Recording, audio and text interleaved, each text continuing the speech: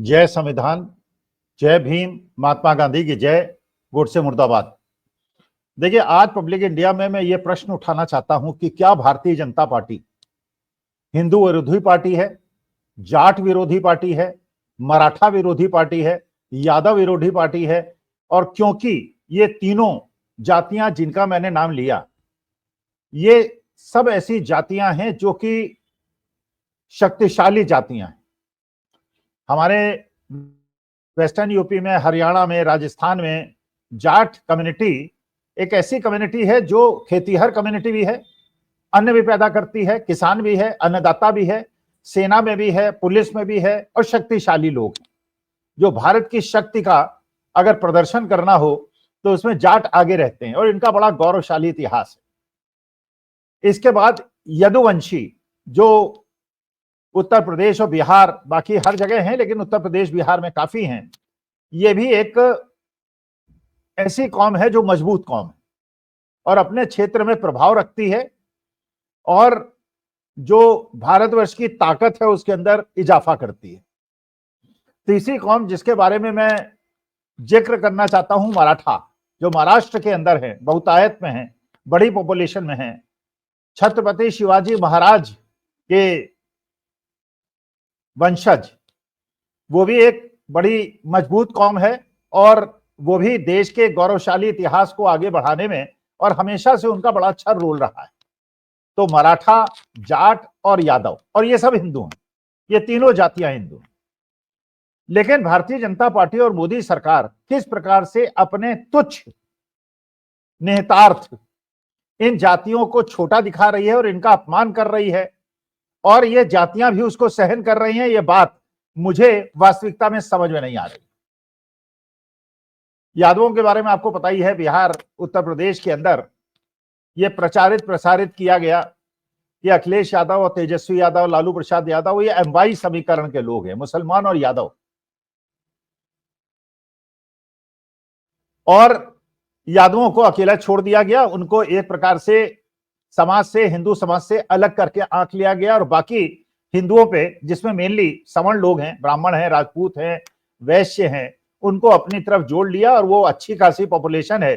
और ये जो ब्राह्मण, राजपूत और वैश्य समाज है, ये असल में ओपिनियन मेकर है, क्योंकि इनके पास पैसा है, इनके पास फैक्ट्रीज हैं, इनके पास इंस्टीट्यूशंस हैं, इनके पास धंधे हैं, बड़े रोजगार हैं। अगर आप हिंदुस्तान के बड़े बड़े उद्योगपतियों को देखेंगे, बड़े व्यापारियों को देखेंगे, किसी भी शहर में देखेंगे, तो आपको ज्यादातर वो सवर्ण मिलेंगे। और क्योंकि उनका सपोर्ट भारतीय जनता पार्टी का पास है और वो मनुवाद और मनुस्मृति को बढ़ाना चाहते हैं, इसलिए इन्होंने अपने सुविधा के अनुसार उत्तर प्रदेश, बिहार में यादवों को, हरियाणा में और राजस्थान में जाटों को, और महाराष्ट्र के अंदर मराठों को अलग थलग छोड़ दिया है। और ये उस समय इन्होंने नहीं सोचा कि ये तीनों जातियां ऐसी कौम है जो बड़ी मजबूत कौम है और हिंदू हैं। तो हिंदुओं के अंदर विभाजन अगर कोई कर रहा है तो क्या वो भारतीय जनता पार्टी नहीं कर रही। अब देखिए, एक लेटेस्ट उदाहरण है। लेटेस्ट उदाहरण यह है कि मनु भाकर, जो हरियाणा की एक बिटिया है, और जितने भी हिंदुस्तान ने पदक आज तक जीते हैं उसमें सबसे ज्यादा योगदान अगर किसी प्रदेश का रहा है तो वो हरियाणा का रहा। और हरियाणा में भी अगर किसी जाति ने सबसे ज्यादा पदक जीते हैं तो वो जाटों ने जीते हैं। अब ये देखिए किस प्रकार से जाटों को, हरियाणा वासियों को दंड दिया गया, क्योंकि वो जो प्रधान सेवक चाहते हैं या देश के ऊंचे पदों पर लोग बैठे हुए चाहते हैं, वो ये नहीं कर रहे हैं। उदाहरण देखिए, पहला विनेश फोगाट के साथ जो हुआ आप सब जानते हैं, बड़ा डिस्कशन हुआ, everybody knows it. Vinesh Phogat ने साक्षी मलिक के साथ, बजरंग पूनिया के साथ प्रोटेस्ट किया, उनके साथ कैसा अन्याय किया ब्रजभूषण शरण सिंह ने, एक सवर्ण समाज के व्यक्ति ने। और होना यह चाहिए था, एक स्वस्थ समाज के अंदर अगर शोषण कोई भी जाति वाला किसी भी जाति पे करे, लेकिन जहां सवाल बिटिया का हो, बेटे का हो, वहां पे सरकार को निष्पक्षता से जो उद्दंड व्यक्ति है उसे दंड देना चाहिए और जो पीड़ित है उसको न्याय देना चाहिए। लेकिन साक्षी मलिक को, विनेश फोगाट को बिल्कुल आइसोलेट कर दिया गया और एक प्रकार से उन्हें कांग्रेस की झोली में डाल दिया। विनेश फोगाट के साथ जो आपने देखा कि ओलंपिक में हुआ, वहां पे वो पदक बिल्कुल जीती जिताई थी, क्योंकि उन्होंने सेमीफाइनल जीत लिया था। और अगर वो बीमार अपने को दिखा देती या वो मैनेजमेंट उसको बीमार दिखा देता तो उनको सिल्वर तो मिल ही जाता। लेकिन किस प्रकार का कुचक्र रचा गया और विनेश फोगाट को पद से वंचित कर दिया गया केवल इसलिए कि उन्होंने ब्रजभूषण शरण सिंह के खिलाफ प्रोटेस्ट किया था और वो जाट थी।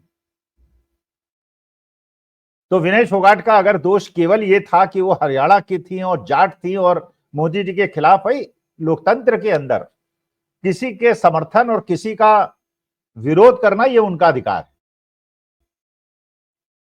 और इसमें बुरा मानने की कोई बात नहीं है।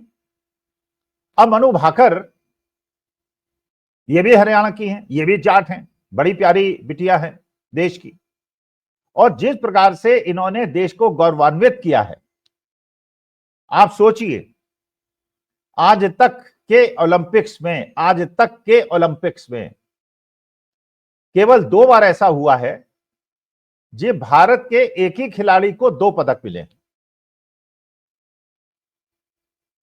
सन 1900 में जो ओलंपिक हुआ उसमें नॉर्मन रिचर्ड नामक एक धावक ने, एथलीट ने 2 पदक जीते थे।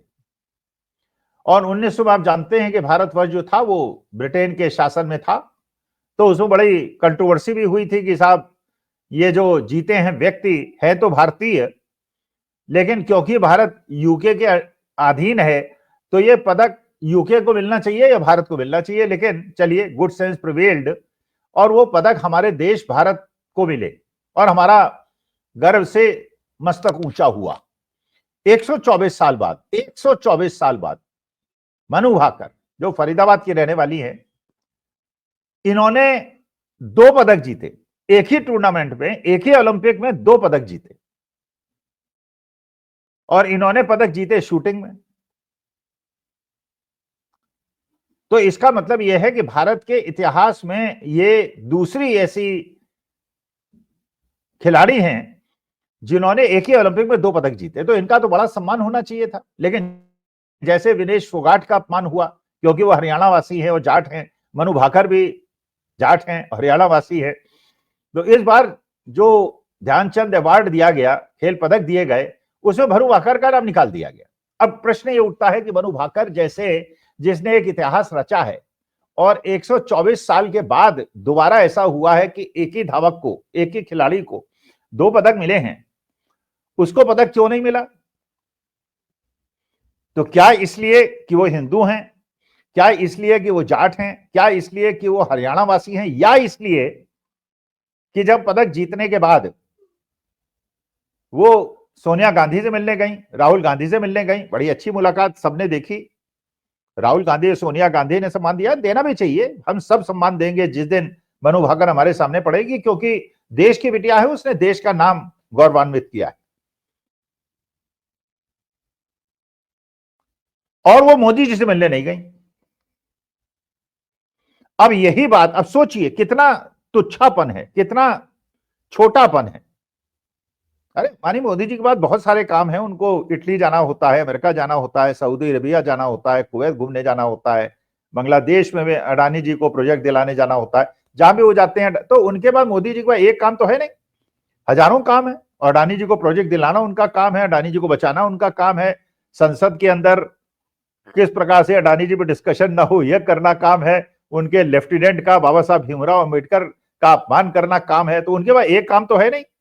तो अगर मनु भाकर मान लीजिए सोनिया गांधी से मिली और राहुल गांधी से मिली और मोदी जी से नहीं मिली, तो इसमें बुरा मानने क्या बात? अच्छा, बुरा माने या माना है भाई, मेरिट पे तो मनु भाकर से श्रेष्ठ खिलाड़ी कोई ढूंढे नहीं मिल सकता कि जिसने एक ओलंपिक में 2 पदक जीते, लेकिन केवल इसलिए उसको बाहर कर दिया गया। फिर आप कहते हैं कि आप हिंदूवादी पार्टी हैं, आप हिंदू का परचम बुलंद करते हैं। तो क्या मनु भाकर और विनेश फोगाट और साक्षी मलिक और बजरंग पूनिया हिंदू नहीं है?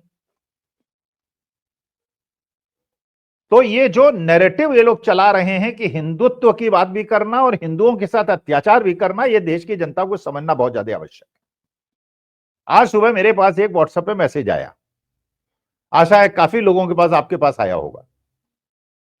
एक जनसंघ के व्यक्ति ने, नाम नहीं है उसमें डिस्क्लोज, लेकिन जिसके पास आया और जिसने मुझे फॉरवर्ड किया और मुझे बताया, उसके हिसाब से वो व्यक्ति भारतीय जनता पार्टी का बड़ा नेता है और आरएसएस का काफी बड़ा नेता है। और उसके अंदर उन्होंने केवल मोहन भागवत को गालियां दी। मोहन भागवत जी जो आरएसएस के प्रमुख हैं, उनके बारे में इतनी ज्यादा भद्दी बातें की गई कि जिसकी कल्पना आप नहीं कर सकते।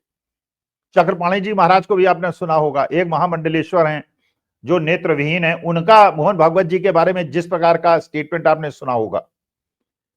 तो क्या प्रधान सेवक को देश के किसी भी ऐसे व्यक्ति से या किसी समाज से या किसी जाति से जो अच्छे सेंस की बात करे, उससे घृणा हो जाती है, उसे अलग थलग करने का प्रयास करना शुरू? भाई इसमें किसी को, भाई मैंने तो बचपन से देखा है, काशी हिंदू विश्वविद्यालय में आरएसएस उस समय इतनी स्ट्रांग नहीं थी, लेकिन तब भी देवर ट्राइंग।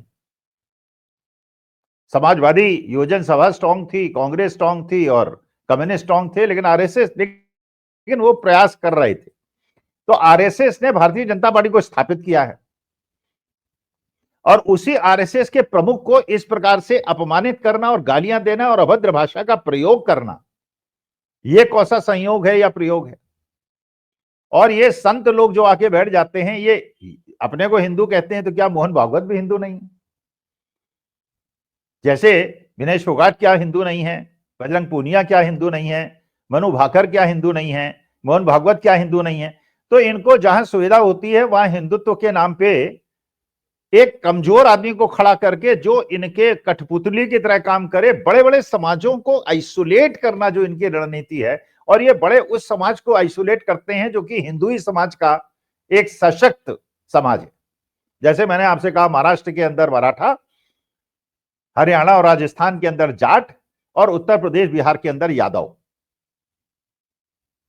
तो कैसे आप कह सकते हैं कि भारतीय जनता पार्टी एक हिंदू पक्ष को आगे रखती है, हिंदुओं को आगे बढ़ाती है? क्या इससे यह सिद्ध नहीं होता है कि मनुस्मृति को लागू करने के लिए पहले तो संविधान का अपमान करके दलितों को अलग कर दो, मुसलमानों के पीछे और क्रिश्चियनों के पीछे तो आप पड़े ही रहते हो, और उसके बाद भी जो बाकी ओबीसी कौम है उनको भी अपने दुष्प्रचार से, और जो ओपिनियन मेकर्स हैं उनको अपने हाथ में रखकर उनको भी अलग थलग छोड़ दो और अपने राजनीतिक हितों का लक्ष्य की पूर्ति करो, ये जानते हुए भी कि जिनके खिलाफ तुम प्रपंच रच रहे हो वो भी हिंदू हैं। तो हिंदुओं के ये हितरक्षक हैं या हिंदुओं के विरोधी हैं? क्या ये एक रहेंगे तो नेक रहेंगे, बटेंगे तो कटेंगे? तो क्या जाट, यादव और मराठा उन लोगों में से नहीं है? इनको बांट के काटने की क्या आवश्यकता है? एकनाथ शिंदे तो एक मराठा थे, उनको काट दिया गया, और अब कटने की अगली बारी जो है नीतीश कुमार की है बिहार के अंदर। तो अब देखते हैं नीतीश कुमार के लिए गुड सेंस प्रिवेल करती है कि नहीं करती है, या वो भी एकनाथ शिंदे के रास्ते पे चलने वाले हैं। तो आप लोग विचार कीजिएगा, टिप्पणी से बताइएगा, जिससे कि जिस दिशा में मैं सोच रहा हूं, क्या सही सोच रहा हूं, गलत सोच रहा हूं, उसका मैं खुद अपना अवलोकन कर सकूं। नमस्कार, धन्यवाद और प्रणाम।